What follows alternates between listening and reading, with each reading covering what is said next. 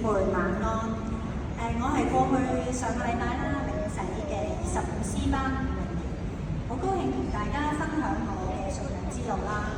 喺40幾年前，講幾耐啦，40幾年前啦嘅4月19號咧，我爸爸媽媽送咗好寶貴嘅生命俾我，帶咗我嚟呢個世界。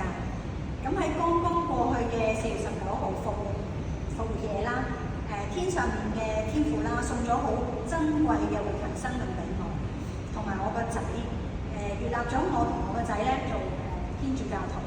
咁我哋喺嗰日一齊領洗啦。咁所以今年其實對我嚟講嗰個生日嘅意義係非常之重大嘅。同大家分享下啦，我自小其實就喺天主教學校大嘅。咁信仰嘅小種子咧，其實一早就已經喺我嘅心裏面。咁記得馬太福音13章3至8節曾經提過一個撒種嘅比喻。咁當時農夫撒下嘅種子，有啲落喺路旁啦，俾雀仔食咗啦。咁有一啲就落咗喺個石地嗰度，咁冇足夠嘅土壤啦，以致到好快就枯乾咗。有一啲就落喺荊棘嗰度，咁荊棘長大就將佢窒息，生長唔到啦。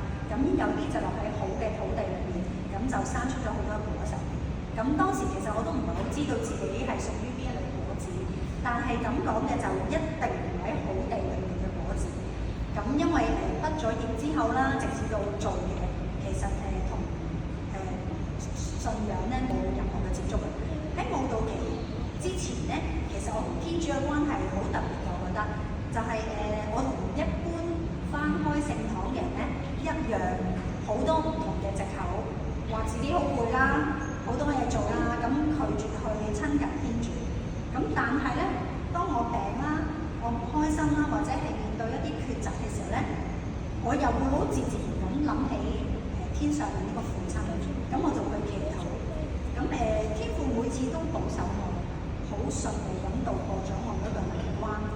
咁雖然我係每一次好有難關先至諗起天父，但佢從冇捨棄我，一次一次又咁敲我嘅門，係啦。咁但係當時我都係冇回應嘅，只係心存感激，好多謝佢對我嘅包容同埋無限嘅愛。無論我敲嘢，無論我每次祈禱之後我都唔爭教會，但係佢都會咧去包容我，去保護我。直至到2年之前咧，我個女就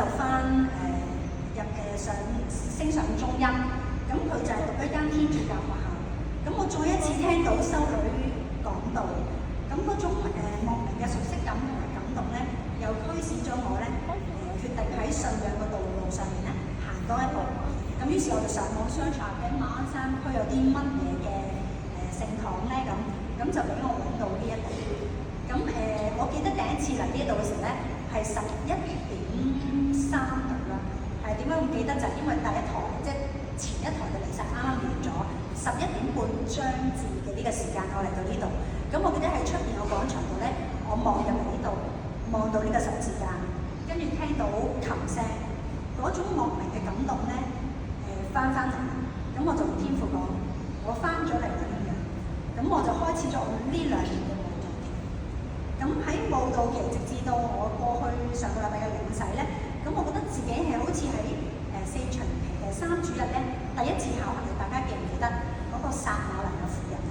記唔記得？係啦，咁唔係講緊我有5個丈夫，而係講個信仰之路。嗰個婦人最初見到耶穌嘅時候咧，佢有好多唔同嘅疑問，點解耶穌會嚟同我傾偈咧？係啦，我係一個俾人哋摒棄嘅人，點解佢會嚟同我傾偈咧？咁跟住就開始有同耶穌傾偈之後咧，佢有好多疑問喺當中啦。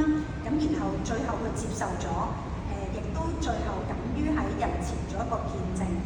咁喺慕道期間，我其實聽到好多道理。咁其實我都係一個好理性嘅人嚟嘅。咁好多道理我都會從一個理性角度去思考啊，去諗啊咁。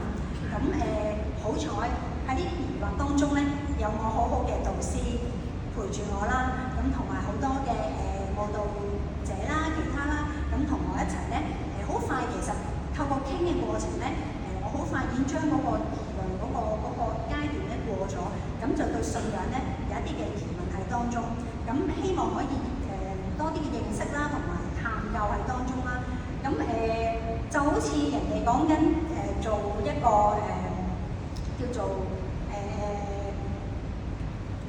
做無間道啊，叫做咩話？嗰、個叫做間諜，係類似係咁樣樣啦。咁其實你要去認識一樣嘢，最好就係深入去裏邊去睇。咁於是其實我喺舞蹈期間咧，好積極去參與唔同活動啦。盡可能我都會參與彌撒啦，聽神父講道理啦，多祈禱啦。咁亦都好好嘅，每一次聽道理咧，我都覺得有一啲嘅得着，我哋當中亦都會有一啲嘅平安同埋喜樂喺當中。咁呢一啲就係同埋好多啟示俾我。咁呢啲都成為咗我努力前行嘅動力啦。咁大家有冇印象喺彌撒當中有個互祝平安嘅環節啊？大家可能對於呢個環節嚟講咧，可能會覺得冇乜特別啦，我哋平時都做開。但係原來對一個新嘅舞蹈者，一個信仰嘅初哥嚟講咧，呢個係一個好大好大嘅觸動，因為你哋每一個微笑，每一個眼神去望住大家去祝福嘅時候咧，其實係俾到我哋一個嘅共融啊，係啦，好似喺天主感召之下，其實彼此嗰個共融喺當中。咁我好開心可以即係喺呢個當中得到你哋每一位嘅眼神啦，同埋得到你哋每一位嘅祝福喺當中咯。咁我記得第3個考核禮咧，周守仁書記有問過，就係話大家喺信仰嗰度吸引到你哋嚟返教會，一定有一啲嘅大家嘅感覺。咁我嘅感覺就係呢種喜樂嘅團體嘅氣氛咯。咁呢一個喜樂嘅團體氣氛就奠定咗我信仰嘅基礎。以前咧，有人都會成日問我，你係咪基督徒啊？咁我就會同佢講唔係。點解？因為我真係未領洗。咁但係我心裏面就會講，其實我好想靠天主。咁今日再有人問我，我就會好堅定話俾大家聽，我係一個基督徒。我係非常之信靠天主嘅。咁呢2年舞蹈期咧，我能夠成功領到洗咧，我好多謝天父堅定我嘅信德啦。咁亦都好多謝我嘅舞蹈班嘅導師啦，我25師嘅同學仔啦，佢哋今日好好，全部上完堂之後咧都留低支持我。咁同埋你哋在座每一位，係你哋在座每一位嘅微笑同祝福，好似天主好似耶穌咁嘅行為咧，俾到我無比嘅力量。其實我係一個好怕醜、唔敢於喺人面前講嘢嘅人，但係今日咧我能夠效法到撒瑪利亞人，敢於喺主面前做一個見證，同大家分享我信仰嘅得着咯。感謝天主俾呢個機會我啦，等我同大家可以做個分享。我好開心能夠成為基督徒啦，成為咗馬鞍山聖方濟堂嘅一份子。咁希望大家都可以肩負起君王、司祭同埋先知職，同埋非常之緊要嘅就係咧，大家要善用天主俾我哋嘅塔冷通。雖然可能喺生活上面、工作度好多會磨蝕咗啦，或者生活忙碌度可能冚埋咗，但係大家要揾翻佢出嚟，善用你哋嘅塔冷通，活出信望愛三德嘅信仰生活。多謝。